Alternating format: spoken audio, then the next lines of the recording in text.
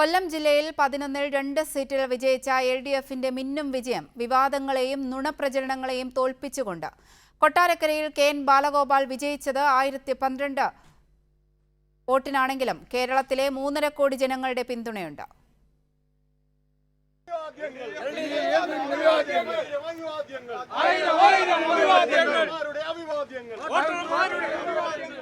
ഈ സർട്ടിഫിക്കറ്റ് ജനാധിപത്യത്തിന്റെ തെളിമയാർന്ന അംഗീകാരം. അഴിമതിയില്ലാത്ത, വർഗീയതയില്ലാത്ത, ചതിക്കാത്ത സ്ഥാനാർത്ഥിക്ക് കൊട്ടാരക്കരയിലെ വോട്ടർമാർ 1000 വോട്ട് നൽകി വിജയിപ്പിച്ചു. കെ.എൻ. ബാലഗോപാൽ എന്ന മനുഷ്യസ്നേഹിയും അധികാരത്തിനു വേണ്ടി മാത്രം പാർട്ടി വിട്ട ഐഷാപ്പൊട്ടിയും തമ്മിൽ നടന്നത് ഇഞ്ചോടിഞ്ചു പോരാട്ടം. പല ബൂത്തുകളിൽ നിന്നും പ്രതീക്ഷിച്ച ലീഡ് കിട്ടിയില്ല. പക്ഷേ കരീപ്രയും വെളിയവും LDFനെ ചേർത്ത് പിടിച്ചു. മൈലത്തും തിരിച്ചടി നേരിട്ടു.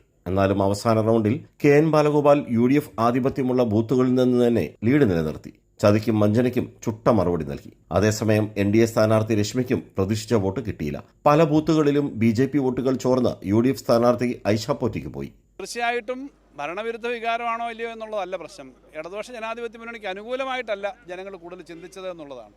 അതിന് പല ഘടകങ്ങൾ കാണും. ഇടതുപക്ഷ ജനാധിപത്യ മുന്നണി നേതൃത്വം കൊടുത്തൊരു ഗവൺമെൻറ് ഉണ്ട്. ആ ഗവൺമെൻറ് ചെയ്ത കാര്യങ്ങൾ ധാരാളം കാര്യങ്ങളുണ്ട്. ആ കാര്യങ്ങൾ എല്ലാം നിൽക്കുമ്പോൾ തന്നെ ജനങ്ങൾ എന്തുകൊണ്ട് ഇങ്ങനെ ചെയ്തു, അത് പല കാര്യങ്ങളും രാഷ്ട്രീയമായി ചർച്ച ചെയ്യേണ്ടി വരും. ഭരണവിരുദ്ധ വികാരം എന്നൊരു വാക്കിനകത്ത് മാത്രം ചുരുക്കാവുന്നൊരു കാര്യമാണെന്ന് ഞാൻ കരുതുന്നില്ല. ജനങ്ങൾക്കൊപ്പം നിന്നുകൊണ്ട് ഞങ്ങൾക്ക് പറ്റിയിട്ടുള്ള പോരായ്മകൾ നോക്കി ഞങ്ങൾ എന്തൊക്കെയാണ് ചെയ്യേണ്ടതെന്ന് നോക്കി മുന്നോട്ട് പോകും.